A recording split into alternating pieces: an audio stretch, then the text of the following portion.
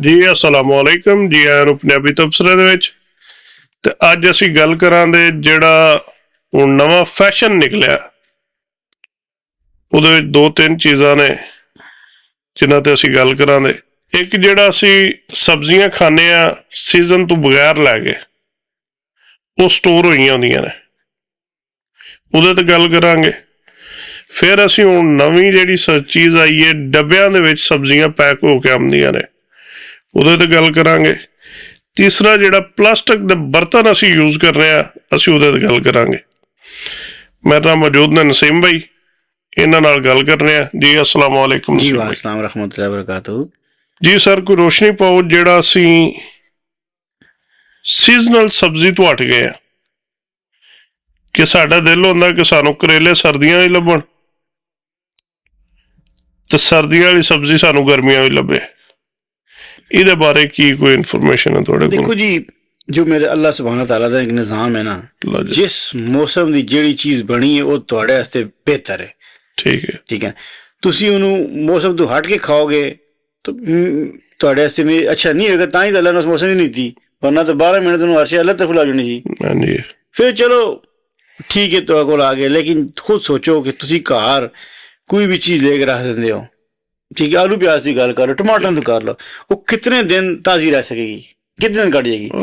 जे उत्थे 6 महीने या 4 महीने या कितना अरसा गुजार गई शायद, ਉਹਦੇ ਤੇ ਉਹਨੇ ਕੋਈ ਕੈਮੀਕਲ ਦਾ ਛਿੜਕਾਅ ਕੀਤਾ ਹੋਣਾ ਤਾਂ ਚੱਲੀ ਹੈ ਨਾ, ਇਹ ਕੋਈ ਚੀਜ਼ ਲਾਈ ਹੈ ਨਾ, ਵਰਨਾ ਤਾਂ ਸਵਾਦ ਹੀ ਨਹੀਂ ਪੈਦਾ ਹੁੰਦਾ ਕਿ ਤੁਸੀਂ ਤਾਜ਼ੀ ਚੀਜ਼ ਆਪਣੇ ਦਰਖਤ ਤੋਂ ਘਰ ਚੁੱਕ ਕੇ ਲਿਆ ਕੇ ਰੱਖੋ ਤੇ 3 ਦਿਨ ਨਹੀਂ ਕਰਨ ਲੱਗੀ। ओके ठीक है ना, कोई भी फल फ्रूट अपने घरों तोड़ के रखो अपने घर ते 3 दिन तो ज्यादा नहीं कटदा। बाहरों जो लांदे हो वो कम से कम मैं हफ्ते ना हफ्ते कट जाएगा थोड़ी फ्रिज पे कम से कम, ते ज्यादा भी कट सकता है। ते जो पिछू आ रहे पता नहीं कितने अरसे रखी रखे ने, तो वो उस तो भी कोशिश करनी चाहिए जेड़ा ना परहेज करे बंदा। ਤੇ ਦੂਸਰਾ ਤੁਹਾਡਾ ਜਿਹੜੇ ਪੱਕਿਆ ਪਕਾਇਆ ਕੋ ਆਂਦਾ ਸਮਾਨ ਜੀ ਡੱਬਿਆਂ ਦੇ ਵਿੱਚ ਆਉਂਦਾ, ਫਿਰ ਤੁਸੀਂ ਆਪੋ ਉਹਨੂੰ ਪਕਾਉਂਦੇ ਹੋ? ਨਹੀਂ, ਉਬਲਿਆ ਹੁੰਦਾ, ਕੱਚਾ ਹੁੰਦਾ, ਉਬਲਿਆ ਹੁੰਦਾ, ਤੇ ਉਹ ਪ੍ਰੋਸੈਸ ਫੂਡ ਹੈ ਨਾ, ਪ੍ਰੋਸੈਸ ਫੂਡ ਮਤਲਬ ਉਹ ਜ਼ਿਆਦਾ ਖਤਰਨਾਕ ਹੈ। ਉਹ ਪਤਾ ਨਹੀਂ ਪਹਿਲੂ ਤੇ ਉਹਨੂੰ ਕਿਸ ਤਰ੍ਹਾਂ ਧੋਤਾ ਨੇ। ਤੁਸੀਂ ਘਰ ਦੀ ਚੀਜ਼ ਕੋਈ ਵੀ ਚੀਜ਼ ਲੈ ਕੇ ਆਉਂਦੇ, ਸਬਜ਼ੀ ਹੋਵੇ ਜੋ ਵੀ ਹੈ, ਹੁਣ ਤੁਸੀਂ ਇਤਨਾ ਕੁ ਧੋਂਦੇ ਹੋ, ਸਾਫ਼ ਕਰਦੇ, ਵਿੱਚ ਮਿੱਟੀ ਕੱਢਦੇ ਹੋ, ਹਰ ਸ਼ੈ ਕੱਢਦੇ, ਕੋਸ਼ਿਸ਼ ਕਰਦੇ ਹੋ ਕਿ ਇਹਨੂੰ ਸਾਫ਼ ਕਰ ਦੀ। ਪਿੱਛੋਂ ਤਾਂ ਭਾਈ ਜੀ ਪਤਾ ਨਹੀਂ ਉਹ ਕਿਸ ਤਰ੍ਹਾਂ ਡਰਾਮਾ ਛੁੱਟਦੇ ਨੇ, ਕੀ ਕਰਦੇ ਨੇ, ਅੱਗੂ ਜਾ ਕੇ ਉਹਦੇ ਕਿਹੜਾ ਕੈਮੀਕਲ ਮਾਰ ਕੇ ਉਹਨੂੰ ਫੌਰਨ ਤਿਆਰ ਕਰਦੇ ਨੇ, ਉਬਾਲ ਬੂਲ ਕੇ ਤੇ ਫਿਰ ਡੱਬਿਆਂ 'ਚ ਪੈਕ ਕਰ ਦਿੰਦੇ ਨੇ। ਫਿਰ ਉਹ ਤੁਹਾਡੇ ਤੱਕ ਪਹੁੰਚਦੇ ਨਾਲ ਕੀ ਨਹੀਂ ਕੀ ਹੁੰਦਾ ਰਹਿੰਦਾ ਹੈ। ਫਿਰ ਤੁਹਾਡੇ ਕੋਲ ਆਉਂਦੀ ਹੈ ਤੇ ਫਿਰ ਤੁਹਾਡੇ ਤੋਂ ਕੀ ਅਫਾਦੀਅਤ ਕਰਨੀ, ਨੁਕਸਾਨ ਹੀ ਕਰੇਗਾ ਮੇਰੇ ਖਿਆਲ 'ਚ। ਤਾਂ ਮਤਲਬ ਤੁਸੀਂ ਆਸਾਨੀ ਨਾ ਲੱਭੋ ਨਾ, ਤੁਸੀਂ ਆਪਣੀ ਸਿਹਤ ਹੈ ਤਾਂ ਸਭ ਕੁਛ ਹੈ। ਸਰ ਅਸੀਂ ਹੁਣ ਨਾਜ਼ੁਕ ਹੋ ਗਏ ਨਾ, ਬਸ ਫਿਰ ਨਾਜ਼ੁਕ, ਫਿਰ ਤੁਸੀਂ ਅੰਦਰ ਇੰਟਰਨਲ ਵੀ ਨੁਕਸਾਨ ਪਾ ਰਹੇ ਨਾ। ਤੁਸੀਂ ਦੇਖੋ, ਮੈਂ ਤੁਹਾਨੂੰ ਬੜੇ ਪਾਕਿਸਤਾਨ ਦੇ ਵਿੱਚ ਸ਼ੋਅ ਐਸੇ ਆਏ ਨੇ ਜਿਹਦੇ ਵਿੱਚ ਉਹਨਾਂ ਨੇ ਦਿਖਾਇਆ ਕਿ ਅਚਾਰ ਬਣਦਾ। ਜੀ ਬਿਲਕੁਲ, ਉਹ ਜ਼ਮੀਨ ਤੇ ਗੰਦੇ ਬਾਥਰੂਮਾਂ ਵਿੱਚ ਬਣ ਰਿਹਾ। ਇਸੇ ਤਰ੍ਹਾਂ ਹੀ ਜਿਹੜਾ ਪ੍ਰੋਸੈਸ ਫੂਡ ਹੈ ਉਹ ਵੀ ਇਸੇ ਤਰ੍ਹਾਂ ਹੀ ਬਣ ਰਿਹਾ। ਫਿਰ ਸਾਡੇ ਪਾਕਿਸਤਾਨ ਦੇ ਵਿੱਚ ਤੇ ਇਹਦੀਆਂ ਫੈਕਟਰੀਆਂ ਕੋਈ ਨਹੀਂ, ਇਹ ਜਾਂਦਾ ਅਰਬਾਂ ਵਿੱਚੋਂ। ਅਰਬਾਂ ਵਿੱਚੋਂ ਕਿਸ ਤਰ੍ਹਾਂ ਜਾਂਦਾ? ਜਦੋਂ ਉੱਥੇ ਐਕਸਪਾਇਰ ਹੋ ਜਾਂਦਾ ਨਾ, ਫਿਰ ਉਹ ਸਾਡੀਆਂ ਕੰਪਨੀਆਂ ਖਰੀਦ ਲੈਂਦੀਆਂ ਨੇ ਆਉਣਾ ਪਾਉਣਿਆਂ ਵਿੱਚ। ਉਹਦੇ ਉੱਤੇ ਤੁਸੀਂ ਚੈੱਕ ਵੀ ਕਰਿਓ ਜਾ ਕੇ, ਜਿਤਨੇ ਇੰਪੋਰਟਡ ਬਾਹਰ ਦੇ ਮੁਲਕਾਂ 'ਚੋਂ ਗਏ, ਉੱਤੇ ਜ਼ੁਬਾਨਾਂ ਉਹਨਾਂ ਦੀਆਂ ਲਿਖੀਆਂ ਹੁੰਦੀਆਂ ਨੇ, ਉਹਨਾਂ ਦੇ ਜਿਹੜੇ ਡੱਬੇ ਨੇ ਉਹਦੇ ਤੇ ਐਕਸਪਾਇਰੀ ਡੇਟ ਦੇ ਉੱਤੇ ਮਾਰਕਰ ਨਾਲ ਉਹਨਾਂ ਲੈਣਾ ਲਾਈਆਂ ਹੁੰਦੀਆਂ ਨੇ। ਇਹ ਚੈੱਕ ਕਰਿਓ। ਇਸੇ ਤਰ੍ਹਾਂ ਹੀ ਜਿਹੜਾ ਪ੍ਰੋਸੈਸ ਫੂਡ ਹੈ ਉਹ ਵੀ ਇਸੇ ਤਰ੍ਹਾਂ ਹੀ ਆਵੇਗਾ ਕਿ ਉਹ ਐਕਸਪਾਇਰ ਹੋਇਆ ਫੂਡ ਵੀ ਪਾਕਿਸਤਾਨ ਦੇ ਵਿੱਚ ਵਿਕ ਰਿਹਾ। ਨਹੀਂ ਆਪਣੀ ਮਿਆਦ ਖਤਮ ਕਰ ਬੈਠੇ ਆ, ਉਸ ਤੋਂ ਬਾਅਦ ਤੁਹਾਡੇ ਕੋਲ ਆ ਰਿਹਾ। ਔਰ ਤੁਸੀਂ ਸਹੂਲਤ ਲੱਭ ਰਹੇ ਹੋ ਕਿ ਸਾਨੂੰ ਯਾਰ ਚਨੇ ਨੇ ਘਰ ਜਾ ਕੇ ਉਬਾਲਣੇ ਨਹੀਂ ਪੈਣਗੇ, ਇੱਥੋਂ ਹੀ ਡੱਬਾ ਫੜ ਲਓ। ਉਹ ਚੀਜ਼ ਜਿਹੜੀ ਹੈ ਉਹ ਸਖਤ ਨੁਕਸਾਨਦੇਹ ਹੈ। ਬਿਲਕੁਲ, ਤੁਸੀਂ ਆਪਣੇ ਆਪ ਨੂੰ ਕੰਪੇਅਰ ਕਰ ਰਹੇ ਹੋ ਅਮਰੀਕਾ ਨਾਲ ਤੇ ਯੂਰਪ ਨਾਲ ਕਿ ਉੱਥੇ ਇਹ ਚੀਜ਼ ਇਸਤੇਮਾਲ ਹੋ ਰਹੀ ਹੈ, ਲੇਕਿਨ ਇੱਥੇ ਜਿਹੜੀ ਹੈ ਉਹਦੇ ਚੈੱਕ ਐਂਡ ਬੈਲੈਂਸ ਹੈ। ਬਿਲਕੁਲ, ਕੋਈ ਚੀਜ਼ ਉਹਦੇ ਵਿੱਚ ਗਲਤ ਨਹੀਂ ਹੋ ਸਕਦੀ ਕਿਉਂਕਿ ਇੱਥੇ ਕਾਨੂੰਨ ਹੈ। ਜੀ ਬਿਲਕੁਲ, ਪਾਕਿਸਤਾਨ ਦੇ ਵਿੱਚ ਕਾਨੂੰਨ ਨਹੀਂ ਆਏ। ਉੱਥੇ ਜਿੰਨੇ ਜਾਣਾ ਪੁੱਛਣ ਉਹਨੂੰ ਅਗਲਾ ਰਿਸ਼ਵਤ ਦੇਣੀ, ਉਹਨੇ ਘਰ ਟੁੱਟਣਾ। ਲਿਹਾਜ਼ਾ ਤੁਸੀਂ ਆਪੂ ਸੋਚੋ, ਉਹਨਾਂ ਨਾਲੋਂ ਬਿਹਤਰ ਹੈ ਕਿ ਤੁਸੀਂ ਖੁਦ ਚੀਜ਼ ਲਿਆ ਕੇ ਬਣਾਓ। ਬਿਲਕੁਲ, ਕੋਈ ਵੀ ਚੀਜ਼ ਜਿਹੜੀ ਪ੍ਰੋਸੈਸ ਹੋਈ ਹੈ ਉਹ ਨਾ ਲਿਆਓ ਜੀ ਨਸੀਮ ਭਾਈ। ਤੇ ਫਿਰ ਤੁਸੀਂ ਕਹਿ ਸਕਦੇ ਜੇ ਪਲਾਸਟਿਕ ਦੇ ਡੱਬੇ ਦੇ ਜੀ ਪਲਾਸਟਿਕ ਤੇ ਸਟ੍ਰਾ। ਮੈਂ ਖੁਦ ਪ੍ਰੋਗਰਾਮ ਕੋਈ ਵੇਖੇ ਨੇ ਪਾਕਿਸਤਾਨ ਦੇ ਵਿੱਚ ਜਿਹੜਾ ਤੁਹਾਡੇ ਮੈਡੀਕਲ ਵੇਸਟ ਹੁੰਦੀ ਹੈ ਨਾ, ਮੀਨਿੰਗ ਕਿਸੇ ਨੂੰ ਸਰਿੰਜਾਂ ਬੋਤਲਾਂ ਇਹ ਉਹ, ਉਹਨਾਂ ਨੂੰ ਪਿਘਲਾ ਕੇ ਉਹਨਾਂ ਦੀ ਸਟਰਾਜ਼ ਬਣਦੀਆਂ ਨੇ ਜੇ ਪੀਂਦੇ ਹੋ ਜੀ, ਸਟਰਾ ਬਣਦੇ ਜੇ ਉਹਨਾਂ ਦੇ, ਤੁਹਾਡੇ ਬੱਚਿਆਂ ਦੇ ਖਿਲੌਣੇ ਬਣਦੇ ਨੇ ਤੇ ਬਾਕੀ ਬਰਤਨ ਵੀ ਉਹਨਾਂ ਨਾਲ ਬਣਦੇ ਹੋਣੇ ਬਰਤਨ ਵੀ ਬਣਦੇ ਤੁਹਾਡੀ ਨੇ। ਆਲਮੋਸਟ ਹਰ ਇੱਕ ਚੀਜ਼ ਜਿਹੜੀ ਨਾ ਪਲਾਸਟਿਕ ਦੀ ਚਲੀ ਗਈ ਹੈ ਜੀ ਉਹ ਪਲਾਸਟਿਕ ਉਹਦੇ ਨਾਲ ਜਿਹੜੇ ਕੈਮੀਕਲ ਉਹ ਵੀ ਪਲਾਸਟਿਕ ਵੀ ਖੋਲ ਕੇ ਤੁਹਾਡੇ ਜਿਸਮਾਂ 'ਚ ਜਾ ਰਹੀ ਹੈ, ਜੀ ਅੰਦਰ ਇਕੱਠੀ ਹੋ ਰਹੀ ਹੈ। ਨਾ ਤੁਹਾਡਾ ਜਿਸਮ ਇਹਨਾਂ ਪਲਾਸਟਿਕ ਨਾਲ ਸੇ ਬਣਿਆ ਸੀ ਤੇ ਨਾ ਉਹਨਾਂ ਨੂੰ ਉਹ ਕੱਢ ਸਕਦਾ ਬਾਹਰ, ਜੇ ਉਹ ਪ੍ਰੋਸੈਸ ਨਹੀਂ ਨਾ ਕਰ ਸਕਦਾ ਉਹਦੇ ਨਾਲ ਪਲਾਸਟਿਕ। ਤੁਹਾਡੇ ਜਿਸਮ ਦੇ ਬਹੁਤ ਸਾਰੇ ਨਿਜ਼ਾਮ ਸਪੈਸ਼ਲੀ ਗੁਰਦੇ ਵੀ ਖਤਮ ਹੋ ਰਹੇ ਨੇ। ਇਹ ਵੀ ਇੱਕ ਵਜ੍ਹਾ ਹੈ ਕਿ ਗੁਰਦੇ ਦਾ ਕੰਮ ਹੈ ਕਿ ਹਰ ਚੀਜ਼ ਨੂੰ ਛਾਣਾ, ਸਾਫ਼ ਸਫਾ ਕਰਨਾ, ਹਾਂਜੀ, ਤੇ ਉੱਥੇ ਨਿਕਲਣੇ ਦਾ ਰਾਹ ਹੀ ਨਹੀਂ ਬਚਦਾ ਗੁਰਦੇ ਜੇ ਦੇ। ਉਹ ਪਲਾਸਟਿਕ ਨੇ ਕੀ ਨਿਕਲਣਾ, ਉਹਦੀ ਵਜ੍ਹਾ ਤੇ ਫਿਰ ਗੁਰਦਿਆਂ 'ਚ ਇਨਫੈਕਸ਼ਨ ਹੁੰਦੀ ਹੈ, ਪੱਥਰੀਆਂ, ਹੋਰ ਬੜੇ ਬਥੇਰੇ ਮਸਲੇ ਹੋ ਜਾਂਦੇ ਨੇ ਇਸ ਤੋਂ।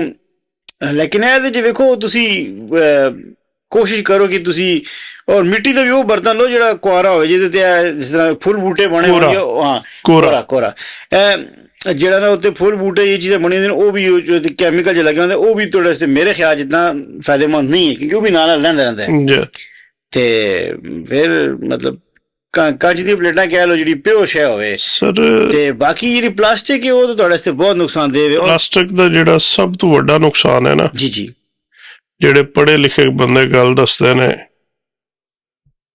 ਉਹ ਇਹ ਦੱਸਦੇ ਨੇ ਕਿ ਇਹਦੇ ਨਾਲ ਹੁਣ ਤੁਸੀਂ ਵੇਖਿਆ ਹੋਏਗਾ ਕਿ ਸਾਡੇ ਮੁਲਕ ਦੇ ਵਿੱਚ ਬਾਂਝਪਨ ਬਹੁਤ ਜ਼ਿਆਦਾ। ਬਿਲਕੁਲ, ਇਹ ਵੀ ਪਲਾਸਟਿਕ ਦੀਆਂ ਮਿਹਰਬਾਨੀਆਂ ਨੇ। ਬਿਲਕੁਲ। ਫਿਰ ਉਹ ਪਲਾਸਟਿਕ ਜਿਹੜਾ ਉਹ ਸਰਿੰਜਾਂ ਪਤਾ ਨਹੀਂ ਕਿੱਥੇ ਕਿੱਥੇ ਇਸਤੇਮਾਲ ਹੋਈਆਂ ਨੇ, ਅਸਤਗਫਿਰੁੱਲਾਹ। ਉਹ ਬੋਤਲ ਪਤਾ ਨਹੀਂ ਕਿਸ ਤਰ੍ਹਾਂ ਦੇ ਮਰੀਜ਼ ਨੂੰ ਲੱਗੀ, ਜਿਹੜੀਆਂ ਚੀਜ਼ਾਂ ਉਹ ਬਾਅਦ ਦੇ ਵਿੱਚ ਬਰਤਨ ਬਣਾ ਕੇ ਤੇ ਵੇਚ ਰਹੇ ਨੇ। ਤੁਸੀਂ ਵੇਖੋ ਨਾ, ਪਲਾਸਟਿਕ ਦੀਆਂ ਫੈਕਟਰੀਆਂ ਨੇ, ਤੁਸੀਂ ਉਹਨਾਂ ਨੂੰ ਇਹ ਬੋਤਲਾਂ ਹੀ ਵੇਚ ਦਿਓ, ਇੱਕ ਮਿਸਾਲ ਦੇ ਰਿਹਾ, ਤੁਹਾਡੇ ਕੋਲ ਲੈ ਕੇ ਜਾਂਦੇ ਨੇ ਘਰਾਂ 'ਚ ਮੁੱਲ ਜੀ, ਇਹ ਜਾ ਕੇ ਤੇ ਇਹ ਅੱਗੇ ਪਲਾਸਟਿਕ ਵਾਲੇ ਖਰੀਦਦੇ ਨੇ। ਬਿਲਕੁਲ। ਪਲਾਸਟਿਕ ਦੀ ਫੈਕਟਰੀ ਅੱਜ ਲਾਈਏ, 6 ਮਹੀਨਿਆਂ ਬਾਅਦ ਤੁਸੀਂ ਹੋਰ ਹੋ ਤੇ ਸਾਲ ਬਾਅਦ ਤੁਸੀਂ ਹੋਰ ਹੋ। ਬਿਲਕੁਲ। ਫਿਰ ਜਿਹੜੀ ਸ਼ਾਇਦ ਦਿਲ ਹੈ ਤੁਸੀਂ ਫੈਕਟਰੀ ਲਾ ਲਓ, ਕਿਉਂ? ਚੀਪ ਮਟੀਰੀਅਲ ਇਸਤੇਮਾਲ ਕਰਕੇ, ਸਸਤਾ ਮਟੀਰੀਅਲ ਤੇ ਗੰਦਾ ਜੀ, ਉਹ ਇਸਤੇਮਾਲ ਕਰਕੇ ਤੇ ਤੁਹਾਨੂੰ ਉਹ ਫੁੱਲ ਬੂਟੇ ਪਾ ਕੇ ਪਲੇਟਾਂ ਬਣਾ ਦਿੰਦੇ ਨੇ, ਗਲਾਸ ਬਣਾ ਦਿੰਦੇ ਨੇ।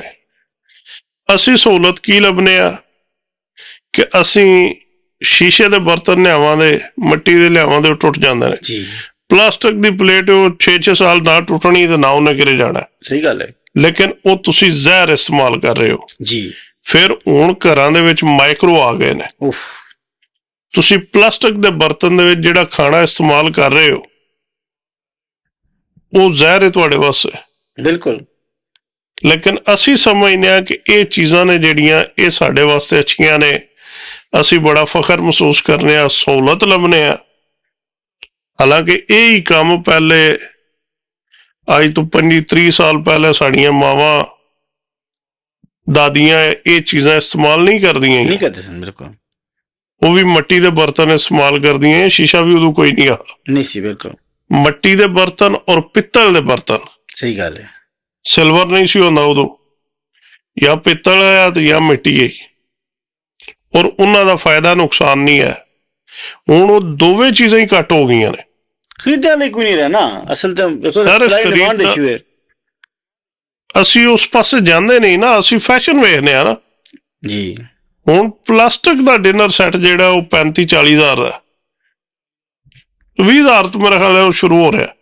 ਹੁਣ ਸਾਡੀਆਂ ਬੀਬੀਆਂ ਕੀ ਕਹਿੰਦੀਆਂ ਨੇ, ਅੱਛੀ ਕੁਆਲਿਟੀ ਦਾ ਪਲਾਸਟਿਕ ਹੈ।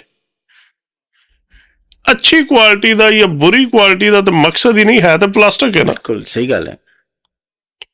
ਇਹਨਾਂ ਚੀਜ਼ਾਂ ਤੋਂ ਬਚਣਾ ਚਾਹੀਦਾ ਔਰ ਵਾਪਸ ਆਓ ਮਿੱਟੀ ਤੇ ਔਰ ਤਾਂਬੇ ਤੇ, ਸਹੀ ਗੱਲ ਹੈ, ਪਿੱਤਲ ਦੇ, ਉਹਨਾਂ ਚੀਜ਼ਾਂ ਦਾ ਫਾਇਦਾ। ਸਹੀ ਗੱਲ ਹੈ। ਹੋਰ ਕੋਈ ਆ ਜਾ ਐਡ ਕਰਨ ਨਾਲ ਤੇ ਕਰ ਲਓ ਹੁਣ। ਨਹੀਂ ਬਸ ਇਹ ਫਿਰ ਜੀ ਠੀਕ ਹੈ। ਅਗਰ ਕੋਈ ਗੱਲ ਬੁਰੀ ਲੱਗੀ ਹੋਏ ਤਾਂ ਮਾਜ਼ਰਤ ਚਾਹੁੰਦੇ ਹਾਂ, ਲੇਕਿਨ ਪਲੀਜ਼ ਇਹਨਾਂ ਗੱਲਾਂ ਤੇ ਸੋਚਿਓ ਜ਼ਰੂਰ, ਇਹਦਾ ਫਾਇਦਾ ਜਾਂ ਨੁਕਸਾਨ ਹੈ। ਤੇ ਇਨਸ਼ਾਅੱਲਾ ਫਿਰ ਮਿਲਦੇ ਹਾਂ ਅਗਲੇ ਵਲੌਗ ਦੇ ਵਿੱਚ। ਅਗਰ ਅੱਛੀ ਲੱਗੇ ਤਾਂ ਲਾਈਕ ਸ਼ੇਅਰ ਔਰ ਸਬਸਕ੍ਰਾਈਬ ਕਰੋ। ਅੱਲਾ ਹਾਫਿਜ਼।